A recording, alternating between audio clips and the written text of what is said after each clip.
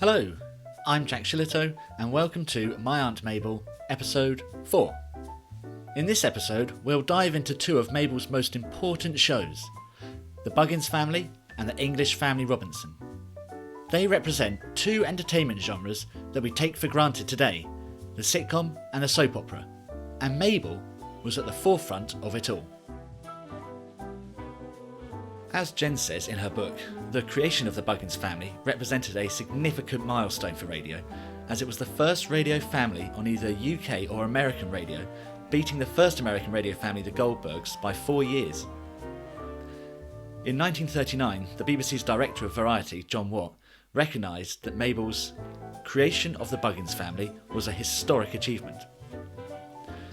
According to Tim Crook, a media expert and now head of radio at Goldsmiths College, University of London, the Bugginses were the forerunner of virtually every soap and sitcom family that's ever been.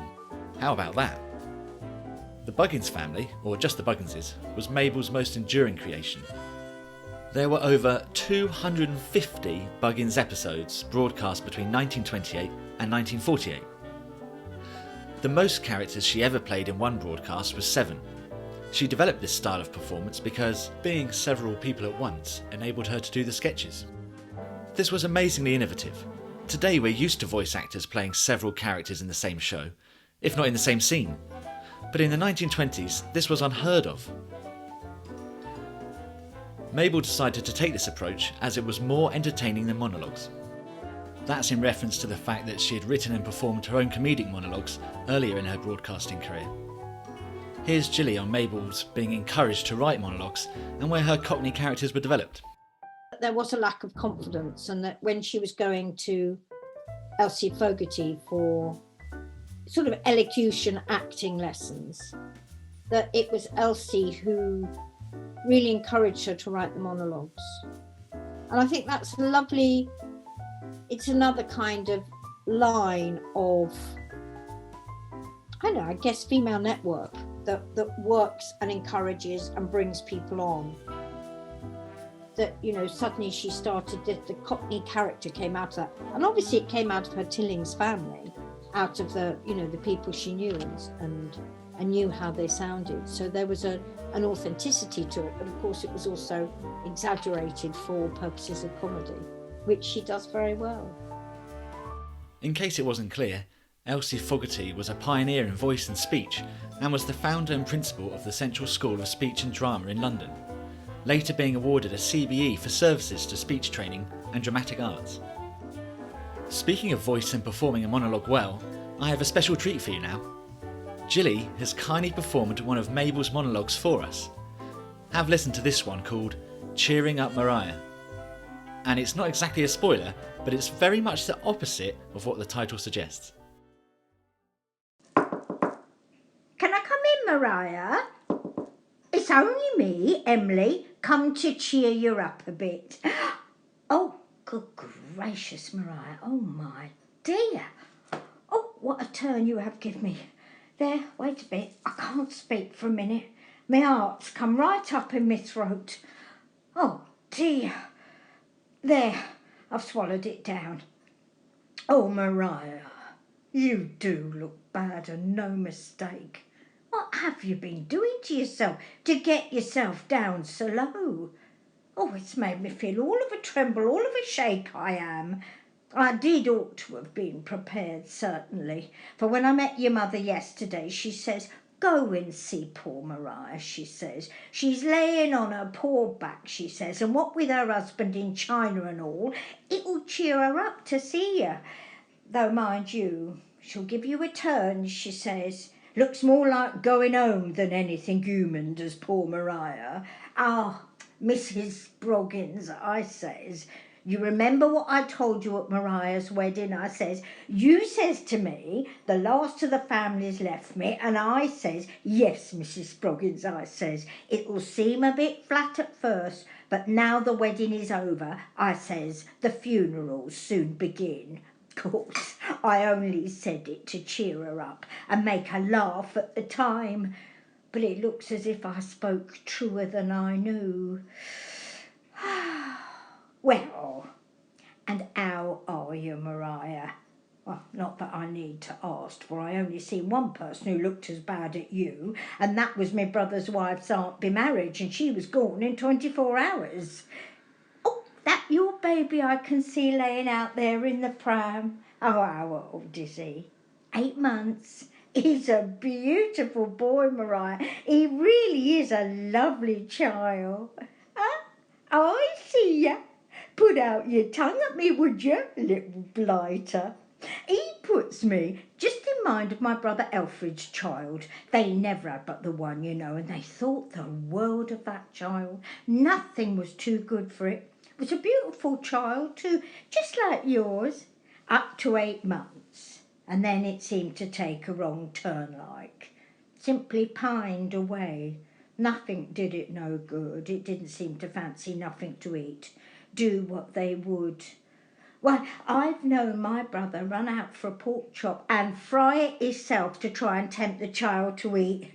The only thing that did used to seem to liven it up a bit was a drop of beer out of my brother's glass dinner time. But it was just as bad again an hour afterwards. Whistled right away to a shadder, it did. And when they had the doctor, he said it was starved. Oh, my brother didn't half feel it. Why, many a time I've seen him bring home a newspaper, packet of shrimps for the child's tea, thinking a bit of shellfish be a relish for it. And most days it could have had a whole kipper for its dinner if it would have had it. And then to go and say it was starved. Wasn't even as if they'd give it nothing but milk like some people. Well, it's be hoped your child won't take a wrong turn like what poor Alfred's did. They tell me 8 months is a very critical time. What's the matter, dear? You have coloured up. Quite a septic flush there is on your face. You got any pain? Oh, perhaps it would be better if you had. They do say the worse the illness, the less it hurts, don't they? Like my poor sister, Hanny. Hers was a hinward canker. She never had no pain. The doctor said it would have been far better if she had. Well, that's what gave me such a turn when I came in just now. You put me so much of mind of her as she laid there. She was a ghastly sight. I says to her, Annie, I says, what have they been doing to you, I says, and you so dreadful wore away, I says. Oh, Emily, she says, a-bursting into tears, well may your heart, she says. When never a bite of solid food have I touched these 3 weeks, she says. If I were but crump a bit of haddock, she says, I feel I could get on. Annie, I says, an haddock you shall have. Poor soul, as sure as my name's Emily Dibbling. And the very next visiting day I got her a lovely haddock, a regular hammy haddock it was. I cooked it myself to a turn, wrapped it in a newspaper, hid it under my cloak, and I gave it to her to slip under a pillow when the nurse wasn't looking. You should have seen her poor face light up when she saw it. She couldn't hardly speak, being that weak with having nothing solid inside of her, but I left her a gnawing of it. Many a time I've been glad I gave her that haddock, for she took an awful turn for the worse that very night, and the next time we met, it was at her funeral. Well, that's why I was so anxious to come along and see you today, 'cause you never know, do you?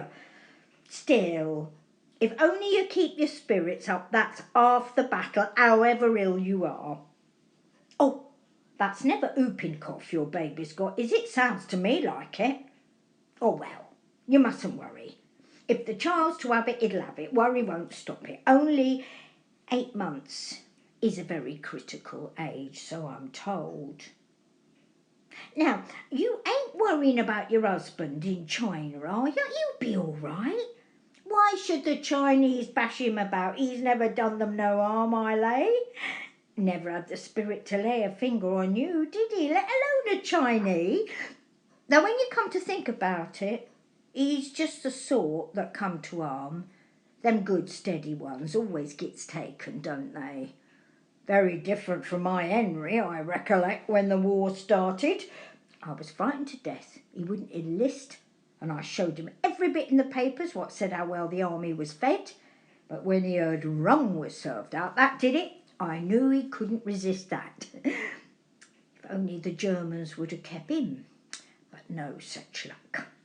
Back come Henry, same as I knew he would, with a wound in his hand, so he can't do no more work, and an appetite like an ostrich.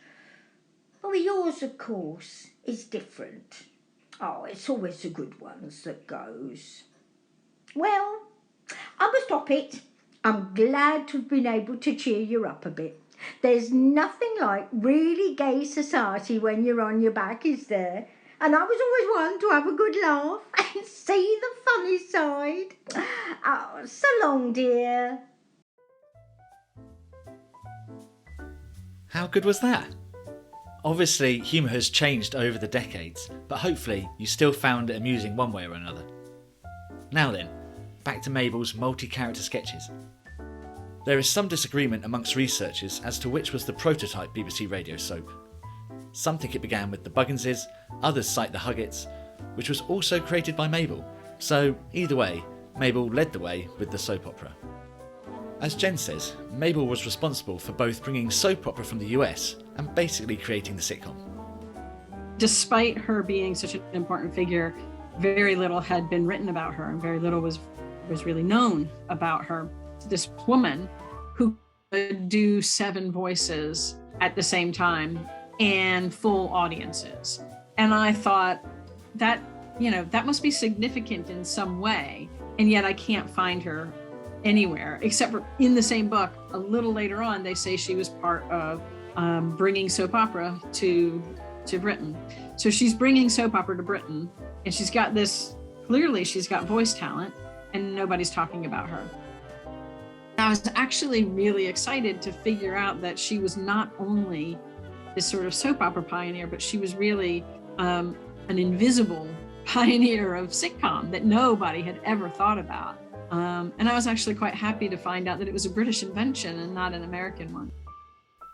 When Jen was researching the Bugginses, she had a light bulb moment. I realized, hang on, that's a sitcom. It's not really a sitcom. It wasn't called a sitcom at the time because there was no concept of what a sitcom was in ways that we understand it today. And that the concept of a sitcom is an American concept. And so there was always, even in British literature, so even written, by British historians or, anybody associated with the BBC or ITV, there was always this assumption that sitcom was an American concept. And as I looked at the timeline and as I looked at what she was doing, I realized that it was all the mechanics of sitcom and that she beat the Americans to it, but nobody knew what to call it at the time. When you look at definitions of sitcom, it's always this sort of 30-minute serial, and it has specific kinds of things that happen into it. So if you take the programming aspect out of it, Mabel was doing sitcom. It was very clear she was doing sitcom. And she was doing not only sitcom, but she was doing family sitcom, which I think is a different part of the genre, which is also important and still incredibly popular. The terms situational comedy or sitcom were not commonly used until the 1950s. Although the Bugginses are described as sketches, they are more like what we would now call a sitcom. A sketch explores a comic moment where a sitcom tells a much bigger comic story. The complexity of the Buggins family goes beyond the normal framework of sketch writing, so Mabel basically wrote the forerunner of the domestic sitcom with the husband, wife and kids, which has spawned so many permutations ever since, such as the royal family, or as Jen discovered, another contemporary sitcom that has surprisingly similar skits, as she explains. I was watching Outnumbered a lot. I would compare Mabel's work with Outnumbered, and there's a couple of skits that Outnumbered, it's almost exactly what she's doing. And then you start thinking about what Outnumbered isn't taking her material clearly, and it's this evolution that's occurred over 100 years of entertainment about what works and what these kinds of templates look like. And so that's, again, another reason why she's so significant, because she starts out really really sort of testing out new ideas and how things can be funny or not funny. And those things get worked on over time, over the 20th century. And Carolyn agrees that it was Mabel who got there first. I think she did write the forerunner of what we think of as a sitcom. Her episodes were quite short, but they were more than sketches. A sketch explores a comic moment, whereas a sitcom tells a much, much bigger comic story and has a cast, a long-running cast of characters that we all get to know.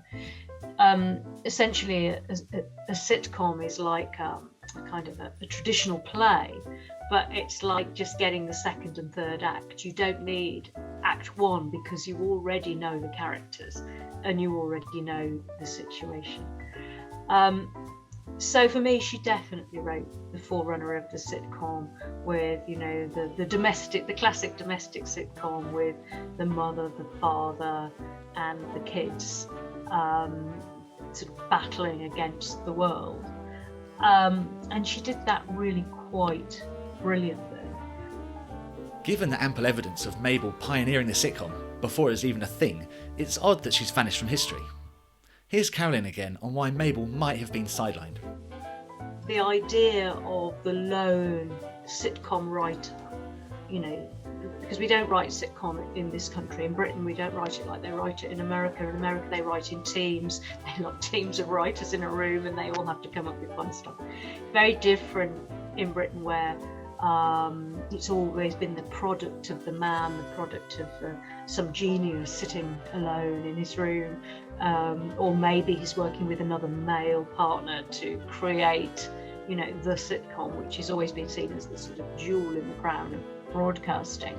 And I honestly think that people didn't want to think that maybe Mabel had come up with that idea first, and that she'd just done it all on her own, and that she didn't think it was especially clever. You know, there's something about that is very endearing. The BBC's Val Gielgud himself thought highly of Mabel, especially when it came to the sitcom, as Carolyn continues. Val Gielgud wrote a lot about Mabel Constanduros. He thought she was extraordinary, and he thought she was completely original. And I thought, gosh, this woman sounds really interesting. Why have we never heard of her? Particularly when it came to comedy, because at around that time, the 1920s and 30s, and he was looking back on his time, he didn't think there were any formulas to comedy. There'd been no real comedy analysis, and he just thought Mabel was sort of naturally funny, which in lots of ways she was. But of course, now that we look at her work and analyse it with the kind of theory that we've got associated with comedy now, we can see that she was doing things that are very common in comedy now. But Gielgud was wrong. There was a formula that Mabel had been following. Carolyn explains how Mabel's format helped the Buggins series endure and remain popular. The Bugginses stuck to a very kind of rigid format, and that was what propelled it really through 250 episodes, was its format. The Buggins Family, if you were writing a format for a contemporary sitcom now, it might look something like this. The Buggins family are a working class Cockneys. That's very important. Class is very important, and it was vital in this case. The Bugginses live in a tiny little house, and it's cramped because there are so many of them, which causes overcrowding and conflict. Sitcom runs on conflict. You've got to have conflict. The mainstay of the family is the young mother, Emily Buggins, she's really old before her time. It's very sad. She's kind, she's dutiful, she wants to make everybody happy. The big thing that really propels the Bugginses as a sitcom is Emily's desire for self-improvement. She wants to rise above her station. But she doesn't know how to do this, and this causes a great deal of humour. And all the problems that she's got are the problems that are associated with looking after three children. She's got a little baby, she's got a very naughty boy, and a little girl who's always complaining. And so she's just endlessly dealing with issues and problems. She has to keep house on a shoestring budget for which she receives no thanks and no recognition. And she has to, I think the biggest thing that propels the Bugginses is that she has to look after this horrible, cantankerous, deaf, elderly mother-in-law. And she adds to her problems and adds to the conflict all the time in the horrible, horrible grandma. Her husband is lazy, he's bad-tempered, and he's unhelpful. And this causes even more conflict. And none of the family get on with each other unless they're siding with each other against someone else in order to cause even more conflict. So all that conflict was at the heart of the Bugginses, and I would argue that made it far more than a series of sketches. That made it a sitcom despite its length, and that it has given us so many iterations of the domestic sitcom ever since. Ask anyone in TV production and they'll tell you that conflict of some sort is essential to keep viewers engaged. And by conflict, I mean some kind of pressure that the characters are under, leading to their transformation and perhaps even redemption. As the veteran TV producer Robert Thurkel says, the pressure or conflict is necessary for the characters to reveal themselves and change. If it works, we are moved, understand ourselves better, and are better able to construct stories for ourselves out of the many chaotic aspects of our existence. Just think of MasterChef as an example. It's been running since 1990 and has probably been so successful in part because of the amount of pressure there is. The hopeful chefs are competing against one another to get through to the next round and ultimately win. They're also competing against themselves. If you drop the blancmange halfway to the fridge, then there's no one to blame but yourself. And they're against the clock, and they need to impress the judges. While Mabel could rely on the format of conflict, there was also another aspect to it, as Jen says. All of the stereotypes of working classes in the 1920s and 30s feature in her work. And so I think some of it was part of a general social context of the 1920s and 30s of working class and middle class conflict. However, despite the stereotypes of the day, Mabel wanted her characters to be likeable and appeal to her middle class audience. She also sees the humanity in her characters, and she wants her audiences to see that. She wants her audiences to like them. And I think that's really important for the Buggins family, and for thinking about the BBC as a primarily middle class form of entertainment in the 1920s and 30s, when she's really becoming this celebrity and this star. She's speaking to the middle class, and that's probably another reason why her comedy doesn't translate to today, because I think it was very much a part of that period, the 1920s and 30s. The Buggins were so popular in the 1930s that Mabel's character Grandma Buggins was used to broadcast recipes during the food shortages of the Second World War. As Jen details in her book, on September 1st, 1939, the day that Germany invaded Poland and 2 days before Britain's declaration of war on Germany, Mabel reached out to the directors of both BBC Drama and Variety, offering her services if war broke out. Her campaign to continue writing and performing in aid of the war effort resulted in the publication of 4 novels, several speaking tours for government ministries, a handful of stage tours, a successful West End play, and over 270 wartime appearances on the BBC, far exceeding other well-known wartime personalities. The Buggins family was conscripted for official war work on the popular Kitchen Front programme. Initial scripts indicate that Grandma or the mother, Emily Buggins, simply read through a recipe once or twice, but by June 1942, Mabel had evolved her sketches so that Grandma gave out recipes line by line, after which Emily repeated them. Jen explains a helpful technique that we probably wouldn't even notice today, but at the time was really innovative.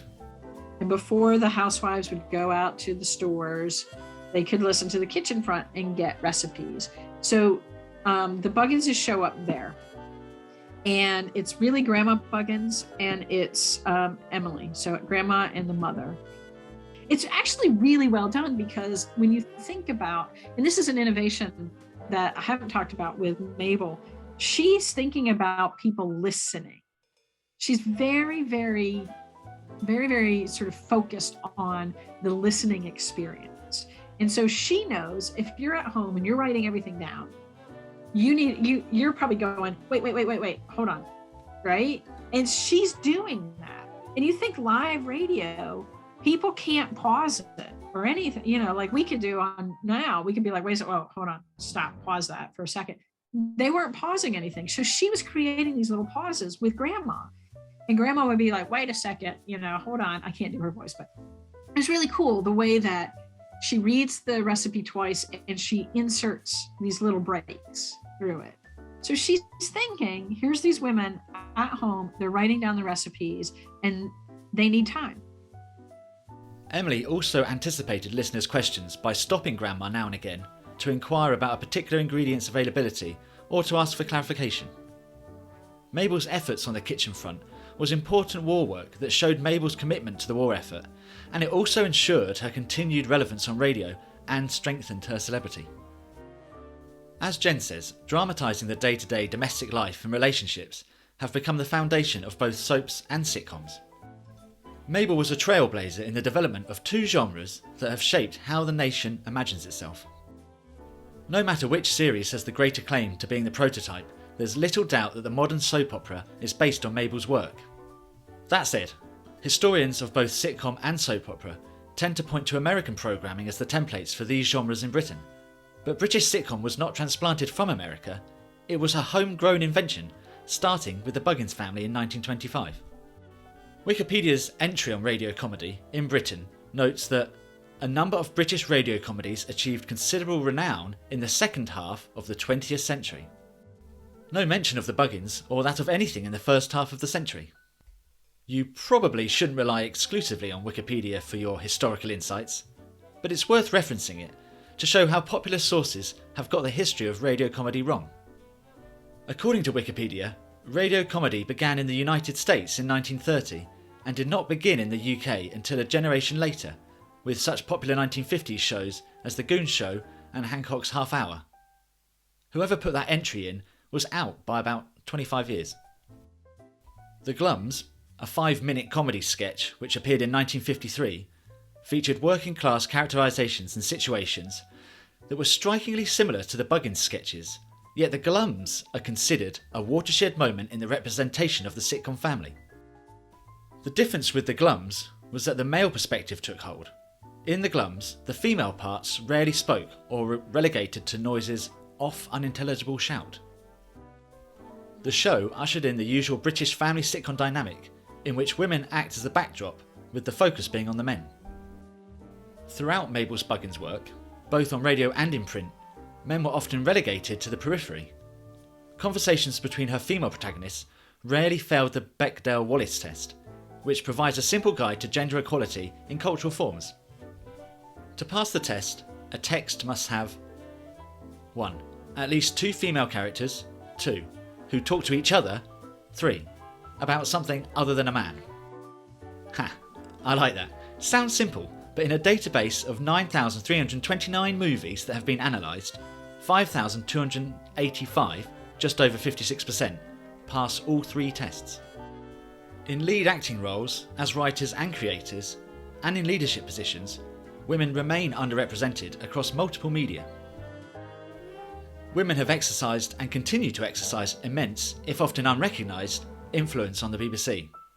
The early days of the BBC burst with women, as Jen says.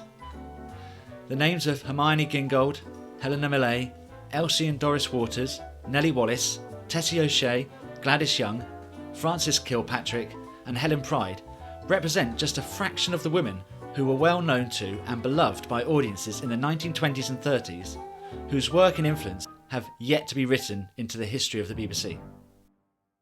Mabel's invention of the first radio family was a critical moment in the history of British broadcasting entertainment. Her emphasis on the humour of the everyday rhythms of home and relationships are influential in the evolution of both sitcom and soap opera. Mabel was also able to use her vocal ability to show her characters. The closest British performer we have to her style today is probably Catherine Tate, whose Nan character isn't so different from Grandma Buggins. Here's Gilly on the similarities between Mabel's Grandma Buggins and Tate's Nan. What would be so fascinating would be to give Catherine Tate some of her material and talk to her about it, because, I mean, if you throw in some expletives to Mabel's sketch, some of her sketches, particularly, I think Cheering Up Mariah, I do love that sketch. I think it is so funny. But you throw in some expletives and you've really got Nan as a kind of Job's comforter. You can just imagine her going down, sitting next to someone going, "Oh, you do look fucking awful." You know, she would, "What you been doing? Oh my God." I looked at her and I thought, "Oh my God." You know, that deep thing she gives Nan. What a fucking liberty. You know, all that stuff she does is, I mean, obviously Mabel wouldn't use that language in any time of her life, I expect, but certainly not publicly on the radio, on the wireless. But yeah, it would be so wonderful to have her look at this material, actually. Filson Young, a journalist and radio critic in the early 1930s, found himself shocked by the depths Grandma would sink. He felt Mabel had created such despicable characters that the listener derived a grim satisfaction when catastrophe befell the family. He wrote, "There is undoubtedly humour in it, but it is humour of an essentially unlovely and ill-natured kind, springing not from the well of love in our hearts, but from the well of bitterness." Similar tension has been worked into the best sitcoms ever since. In 1928, Mabel and her performing and writing partner, Michael Hogan, penned a novel called The Bugginses, about the famous radio family, and then Mabel went on to write 3 more Buggins-related novels without Hogan in the late 1930s. The novels Mabel wrote were examples of her desire to extend the reach of her radio works and her name beyond the radio in ways that were pretty unique for the period. The Buggins novels amplified the audience's desire for more interaction, both with the radio family and Mabel's other works, strengthening Mabel's celebrity and increasing the popularity of her radio family. We take such attempts to expand both the audience and audience's interest across different mediums for granted these days. A book might be adapted into film and then readapted as a TV or streaming series, for example. 90 years ago, this was really innovative from Mabel, as few BBC performers or writers developed such a diverse variety of media at the time. As you know, Mabel spent some time in late 1936 hobnobbing with the Hollywood elite of the day. It was while there that she was inspired by a family drama, or what we'd call a soap opera today, as Jen explains. In the 1930s, I think 1936. She went to Hollywood parties in 1936 and she met lots of people. And when she came back, she mentioned to Val Gielgud this, I think it was called One Man's Family. And it was an American soap opera. And so that's where she came up with the idea for soap. So this was an American creation, which, as you know, I mean, still this is problematic, and you know, sort of American culture and British culture and the conflicts between the two, and the difficulties of you know, the influence of American culture sort of whitewashing and washing over British culture has always been problematic. And so Val Gielgud was very critical of that. I think a lot of people are critical of soap opera anyway. While Val Gielgud may have been critical, Mabel's back and forth with him resulted in her dramatising ordinary, middle-class life, efforts that led to the forerunner of British soap opera. The result of Mabel discovering the concept in the US was her series, English Family Robinson, created with her nephew Dennis. And later, Gielgud believed that, in the UK at least, the family drama, i.e. a soap opera, began with the English Family Robinson. It was with the English Family Robinson in 1938 that this type of programme item was introduced by Mabel and Dennis Constanduros. almost immediately establishing a clamant demand, which was met in turn by Frontline Family, by Mrs. Dale, and by the Archers. However, it's not exactly praise. While Gielgud identified Mabel as being the UK's soap opera trailblazer, he does it in a very critical way because it's a very American genre, and she brought it from America. So she didn't come up with it. She brought this concept from America after she had spent time in Hollywood. It was a series that, according to Mabel, could have been titled Anybody's Family, and became the template for British soap opera in the 1940s. English Family Robinson was one of the first attempts to dramatise the everyday on the BBC, and it was a huge success for Mabel and Dennis. The Radio Times sold it as, "Their weekly adventures will be those that have happened to thousands of listeners and their families during the week. Though nothing sensational is likely to happen to them, you will probably soon feel that you know them as well as you know anybody you meet in the shops, at the golf club, or in the morning on the 8:45. Just like modern day soaps." Here's Jen on some background on the English Family Robinson, and why the BBC probably gave it the go-ahead.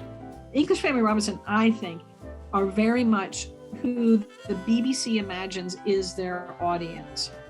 A mother and a father and two kids, and the various different things that those kids get into in their relationships, and the son likes to go to the races, and the father likes to golf, and the mother stays home.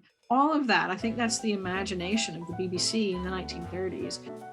As well as creating kitchen front shows with the Bugginses during the Second World War, Mabel and Dennis also adapted English Family Robinson for wartime. Here's Jen again. English Family Robinson that comes out in 1938, there's a serialized version of it, and there's like 6 episodes, I think, that come out with that. When the war hits, Mabel and Dennis start to do the Robinsons in wartime. So it becomes English Family Robinson, and then it eventually will become the Robinsons. And Mabel came within a whisker of being immortalised forever as a pioneer of soap opera.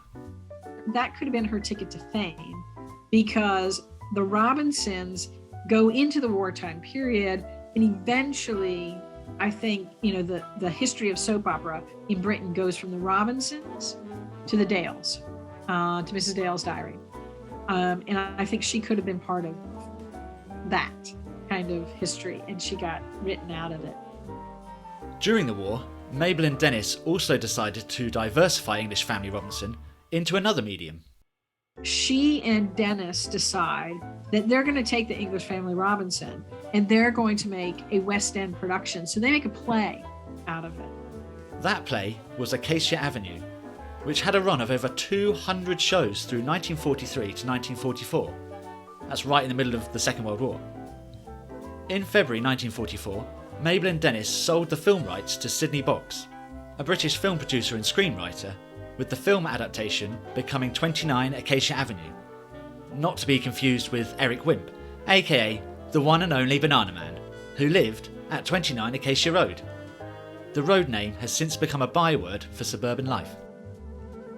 And on that banana-y bombshell, we've reached the end of the 4th episode.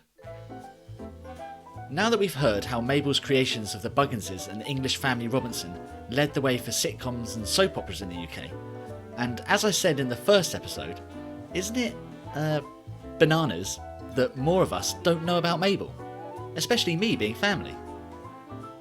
In the next and final episode, we'll look at how Mabel dealt with her newly found fame and celebrity, and how she dealt with, and basically hated, the rise of television.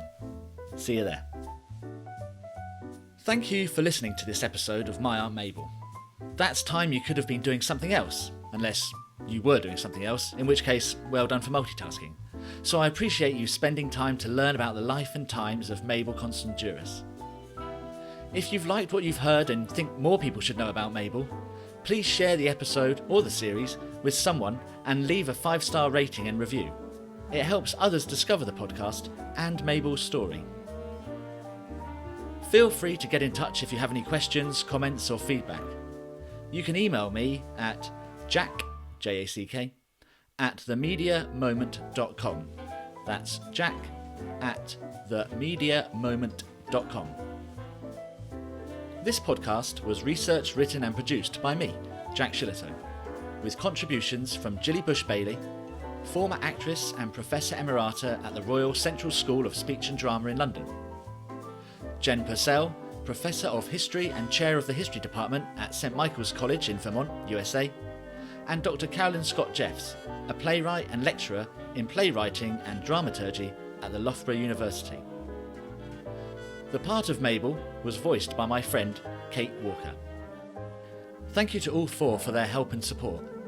And of course, thank you to my wife Denise for her gentle nudging to keep going with the project and general encouragement throughout. To read more about Mabel, you can visit themediamoment.com/Mabel-Constanduros. That's themediamoment.com/Mabel-Constanduros. See you in episode 5.